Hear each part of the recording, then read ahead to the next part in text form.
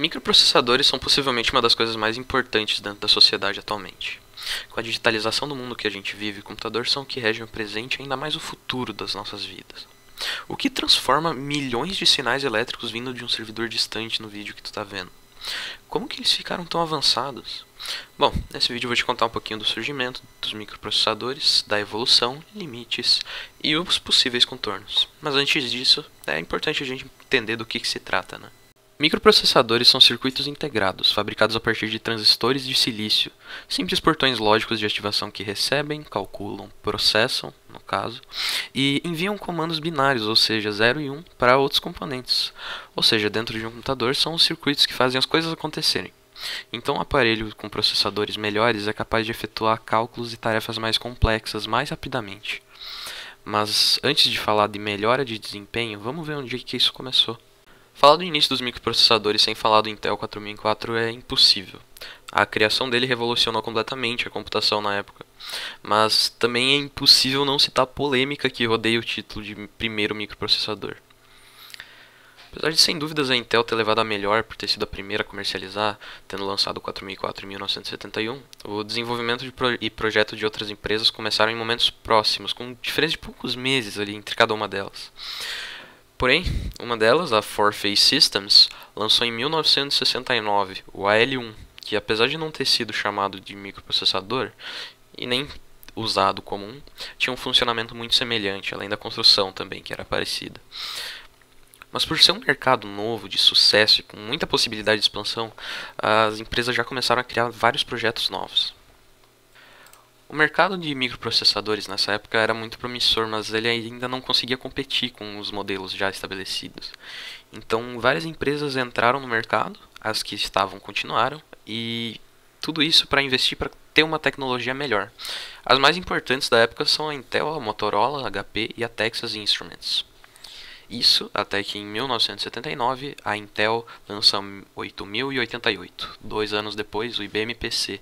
Ele é lançado equipado com um microprocessador com CPU. Enfim, eles trazem o boom que a indústria tanto buscava e consolida também a arquitetura x86, que é bem importante depois e agora também. Após o início dessa corrida desenvolvimentista, a observação do Gordon Moore ganha comprovações empíricas e ela se consolida como a Lei de Moore. Mas do que isso se trata? Em 1965, o Gordon Moore, cofundador e ex-CEO da Intel, notou que o número de componentes em um circuito integrado dobrava a cada 2 anos. Então ele afirmou que essa tendência ia continuar por pelo menos mais 10 anos. E assim, como disse anteriormente, isso se provou verdade e se popularizou então como a Lei de Moore. Na década de 80, os processadores começaram a adotar o 32-bit como padrão, que tinha muito mais velocidade por conta das bandas maiores. Então a Intel teve uma decisão que muda até hoje os nossos computadores pessoais. Ao invés de criar uma nova arquitetura, ela decide atualizar o x86, que antes era 16-bit, e ela lança em 85 o 80386, já com sua nova arquitetura. No mesmo ano, curiosamente, é lançado o ARM, com arquitetura também presente até hoje. Na década de 90, a Lei de Moore continua sendo válida, mas além disso as empresas começaram a aumentar a frequência dos processadores.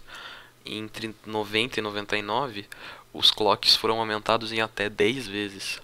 Além disso, começaram a aparecer os primeiros processadores em 64 bits, mas eles ainda não conseguem adesão. Entra também no mercado a AMD, que posteriormente se torna uma grande competidora da Intel.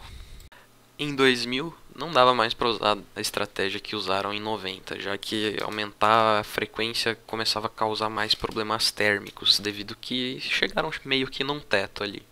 Então as empresas começaram a desenvolver outras formas de ter mais processamento, como a AMD, que lançou o x86 64-bit em 2000. Estamos aí com ele até hoje. E também a IBM, revolucionando completamente o mercado, lança o primeiro processador multicore da história, o Power 4. Só que essa tecnologia só veio para o uso pessoal com a AMD em 2005 e com a Intel em 2006. Nos últimos anos, a AMD e principalmente a Intel dominaram o uso tanto em computadores pessoais quanto servidores, apesar de que a AMD está crescendo. Já em celulares a gente tem principalmente a MediaTek, Qualcomm, Apple, Unisoc e Samsung. Porém, a gente tem um grande problema em nossas mãos. E para você entender ele, vou parafrasear o CEO da Nvidia. A Lady Moore está morta. Os processadores mais avançados atualmente possuem uma litografia de 5 nanômetros. Os primeiros de 3 já estão começando a ser fabricados, e a previsão é que até o ano que vem sejam lançados processadores com tecnologia de 2 nanômetros. Isso significa que componentes críticos como o gate dos transistores terão dimensões de apenas 2 nanômetros. Para se ter uma ideia do quão pequeno isso é, um átomo de silício tem cerca de 0,2 nanômetro. E no que a gente vai se aproximando dessas escalas atômicas, vários problemas começam a aparecer, tipo o túnel quântico, em que elétrons simplesmente começam a atravessar barreiras que não conseguia antes, o que compromete completamente a eficácia de um transistor. Por isso que a indústria dos semicondutores está explorando novos meios como novos materiais, arquiteturas 3D e até a computação quântica, para que a gente consiga continuar evoluindo o desempenho dos processadores. E apesar disso tudo ser muito interessante, ainda está em desenvolvimento. E não vou ser eu que vou ser capaz de explicar isso para você. Mesmo assim, eu espero que você tenha gostado desse breve resumo da história dos microprocessadores. Muito obrigado.